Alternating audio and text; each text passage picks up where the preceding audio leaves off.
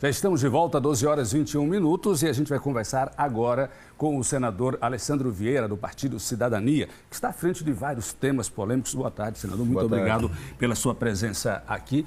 São vários temas polêmicos que o senhor tem participado lá no Senado, no Congresso Nacional.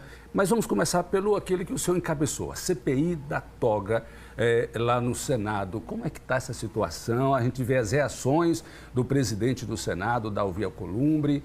Como é que o senhor pode... Hoje, a senadora Maria do Carmo retirou a assinatura. Como é que está a situação lá?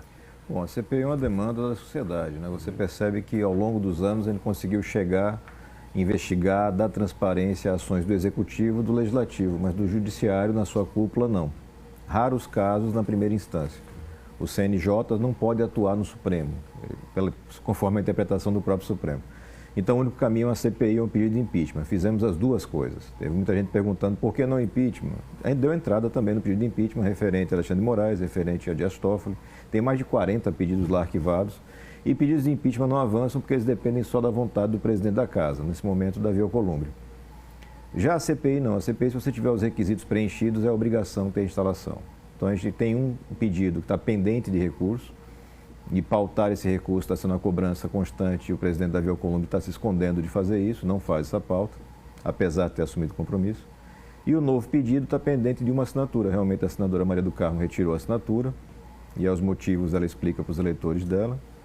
E o senador Eumano Ferrer também atendeu esse claramente, me disse que foi pressionado, recebeu solicitações, inclusive do presidente Davi Alcolumbre, e retirou a assinatura. A gente está buscando mais uma, tem duas possibilidades. E tão logo a gente tem o número de assinatura, será feito protocolo. O senhor acredita que essa CPI realmente tem condições de vingar? Não tenho a menor dúvida. O Senado já fez uma CPI do Judiciário, 98, 99, aquela CPI do Lalau. A CPI que acabou caçando e prendendo o então senador do Distrito Federal, Luiz Estevam. E, daquele produto, você teve vários resultados interessantes, mudanças, a criação do CNJ, 2, 3 anos depois. Uma CPI pode ser realizada, vai ser realizada, é uma questão de tempo. O sistema começa achando que não consegue ser atingido de forma nenhuma, ele vai mostrando que consegue. E vai chegar a hora em que as pessoas nas ruas, dentro do Congresso, vão exigir e vai fazer acontecer. Na época da eleição para o presidente do Senado, Davi Alcolumbre, contra Renan Calheiros especificamente, a reação toda é que Davi Alcolumbre chegaria como o novo. Né? Como que o senhor tem analisado hoje as ações dele? Bom, Davi foi eleito num contexto de rejeição do Renan Calheiros. E não há como comparar Davi Alcolumbre com Renan. O histórico, enfim, a forma de atuação é bem diferente. O senador Davi Alcolumbre está aceitando fazer parte de um acordão, é um acordão que você tem hoje em Brasília, que envolve interesses da presidência da República. O presidente Jair Bolsonaro, infelizmente, está preocupado em proteger um filho que tem processo na Justiça e em colocar o outro na embaixada. O ministro Dias Toffoli e outros ministros no Supremo têm medo de uma CPI, de uma investigação. Tanto que paralisaram o trabalho da Receita, que apurava um aumento patrimonial dele, do Gilmar e de seus parentes. E lá no Congresso você tem vários investigados com interesses diversos. Então se formou um acordão. O que a gente está fazendo? Mostrando para a população isso que está acontecendo e cobrando providências, mostrando que dá para fazer diferente. Não é um trabalho fácil, mas é o trabalho que a gente foi eleito para fazer. Ontem, precisamente, foi ontem ou foi anteontem, eu acompanhei uma coletiva onde o senhor estava à frente com um grupo chamado Muda Senado. Isso. A eleição do ano passado não transformou o Senado, aliás, não transformou o Congresso Nacional? É um processo, né? O eleitor fez sua parte, o eleitor fez uma renovação gigantesca no Senado. Você teve uma renovação na casa de 80% das vagas disponíveis, muita coisa. Destes que chegaram na renovação, 11 nunca foram ocupantes de cargos políticos. É o meu caso, o caso da Leila, por exemplo, do capitão Stevenson do Rio Grande do Norte. Outros já vieram de momentos políticos, como deputado, até como vereador. Mudou-se muita coisa. Pela primeira vez, o PMDB não conseguiu ganhar a mesa e o Brasil inteiro acompanhou como foi a eleição, o quanto foi importante a participação dos novos senadores. Mas Davi Alcolumbre é um homem que tem 16 anos no Congresso Nacional, já 4 anos como senador, assumiu uma série de compromissos e não está cumprindo esses compromissos.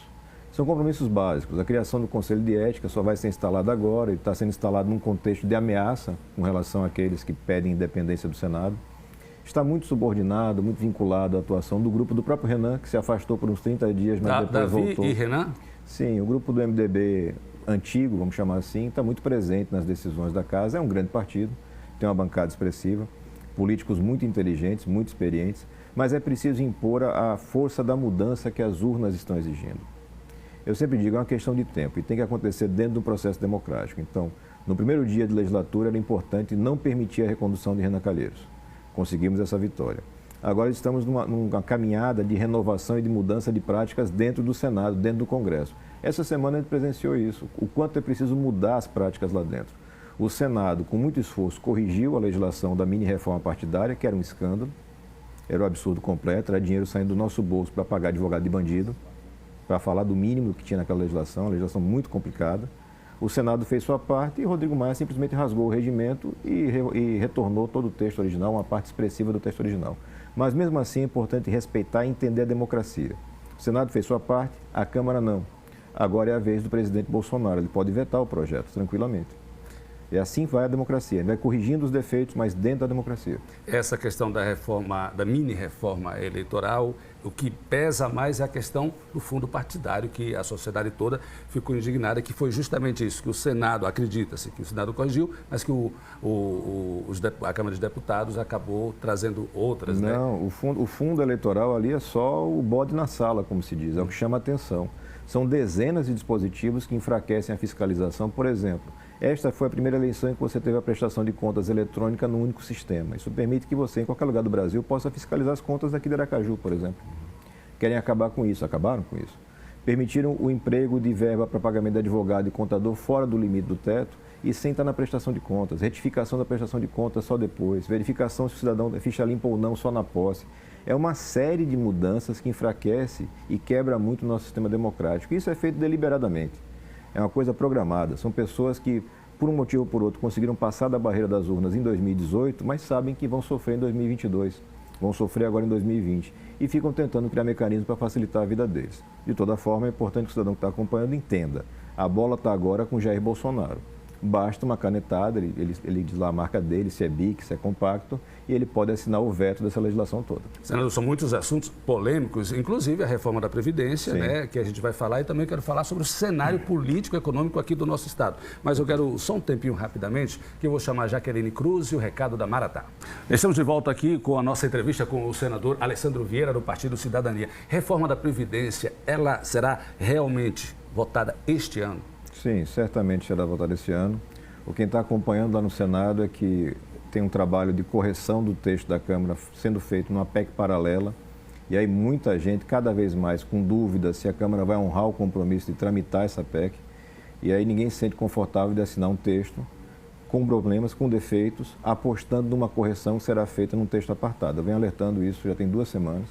E a cada vez mais Rodrigo Maia e o grupo que está no entorno dele mostra ser pouco confiável para esse tipo de negociação. E isso pode colocar em risco uma aprovação automática, ou seja, o texto ir para a sanção. É possível que você tenha correções que devolvam o texto para a Câmara. O governo federal relaxou com relação à reforma da Previdência? Sim, muito claramente o governo não emprega muita força nesse assunto.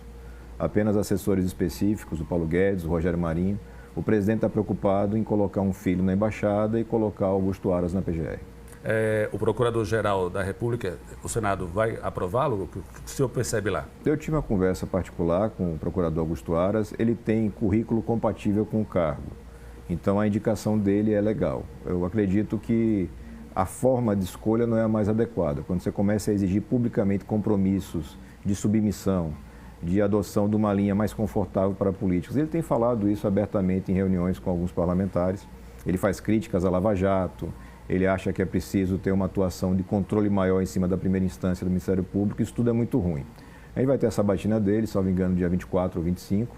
E aí, a partir dessa sabatina, ele vai ter uma manifestação de voto que vai ser pública. Vamos agora trazer aqui para o estado de Sergipe. Como o senhor tem acompanhado a relação da bancada sergipana lá em Brasília para trazer recursos aqui para o nosso estado? Como o senhor tem acompanhado isso? A relação com o governador Belivaldo Chagas, como é que está? A relação com o Belivaldo é positiva, é profissional. Eu não voto em Belivaldo, não votei e não votaria. Tenho restrições à equipe, à forma de trabalhar do governo, mas eu tenho responsabilidade com o Sergipe. Então já tive várias reuniões com o Belivaldo, todas elas aconteceram a meu pedido, por minha solicitação. Tenho conversado muito com ele da necessidade de que ele faça orientação na bancada, uma vez que ele tem uma grande influência, porque a maior parte dos deputados está aninhada no governo, em cargos comissionados, em ocupação de secretarias, para que você possa ter um bom emprego das emendas de bancada, que passaram a ser impositivas. Você vai ter uma camada de recursos, uma quantidade de recursos expressiva para trazer para Sergipe, pode ser empregado em obras estruturantes de verdade. mas se você não tiver uma coordenação, vai se perder. E, efetivamente, até o momento, a bancada não vem sendo muito bem coordenada neste sentido. De 0 a 10, você poderia dizer assim, como está a situação da administração estadual hoje, que não começou agora, começou desde abril do ano passado? Você tem que fazer uma média, né? Se você partir de um 0, porque ela há muitos anos tem uma nota 0, você percebe uma tentativa de retomada, mas muito lenta e com pouco respeito à técnica. Então, se você precisa cuidar, por exemplo, da fazenda, você pode buscar um grande técnico experimentado da fazenda, você pode fazer uma aposta. Já estamos na segunda aposta, né? Pessoas que não têm experiência em secretaria, em gestão de finanças públicas. E aí você vai, o turismo, que é um descaso total, não dá para dar uma nota acima da média para Belivaldo Chagas, estaria ali nos 5, 4, por aí. Vem aí eleições municipais. Como o senador Alessandro Vieira vai se portar e sua equipe, o seu partido, e o senhor tem pretensão política para possivelmente o governo do Estado? Não, nessa eleição agora para 2020 nós teremos certamente candidatos do grupo, apoiados diretamente, a gente vai para a rua pedir voto, defendendo candidaturas de gente que seja nova nas ideias, na forma de fazer política. A gente entende que tem muito espaço para renovação, a demanda para renovação. Tem nomes? Não, a gente tem pessoas que estão aí no grupo já colocadas, é o caso do Dr. Emerson, do nosso Partido Cidadania, mas também é o caso de Milton Andrade, que está no Novo. Doutora Emília, delegada Daniele Garcia. Que está no Patriotas. Daniele Garcia não faz parte da política, ela não é filiada, ela não tem militância política. Eu vejo muita ansiedade de pessoas que não têm nenhuma proximidade, na realidade, com a delegada Daniele, e que ficam colocando coisas, plantando coisas. Ela está fazendo um trabalho técnico no Ministério da Justiça, como fez aqui em Sergipe. Se em algum momento ela decidir ingressar para a política, ela vai ter que fazer o caminho normal. Filiação, escolha de um partido político e um trabalho, e certamente terá nosso apoio, porque ela tem qualidades que representam bem aquilo que Sergipe precisa. Mas hoje, colocados, nós temos no grupo Emília, Milton, Emerson e outros que podem surgir nesse processo. O senhor tem 8 anos no Senado, mas o senhor teria essa expectativa de deixar para concorrer ao governo do Estado? Não é o nosso planejamento. A gente tem um planejamento de formação e lançamento de lideranças. Eu acho que a gente tem que criar em Sergipe um ambiente político mais favorável. Você teve velhos caciques que só saíram por exaustão, todos eles acima dos 70 anos de idade. O resultado é isso. Estados, cidades com péssimas administrações. Tem que ter gente nova chegando, com capacidade, com empenho, com força para mudar. Se for necessário em 2022, se a gente perceber que isso é importante para Sergipe, eu vou estar à disposição, porque eu não posso negar nada para Sergipe. Sergipe me deu tudo que eu tenho. Mas não é o nosso planejamento. Nosso planejamento é representar bem o Estado e ajudar o Brasil a avançar do ponto que se encontra lá pelo Senado. A bancada, eu vou voltar à questão da bancada. Como é que está a relação entre senadores, senadora Maria do Carmo, senador Rogério Carvalho? A nossa relação é amistosa, absolutamente tranquila. Nós não temos sintonias de pauta, né? Dona Maria participa pouco das reuniões por uma questão, acredito que de saúde. Nas últimas votações, eu imagino que ela tenha participado apenas de 1/3 das votações.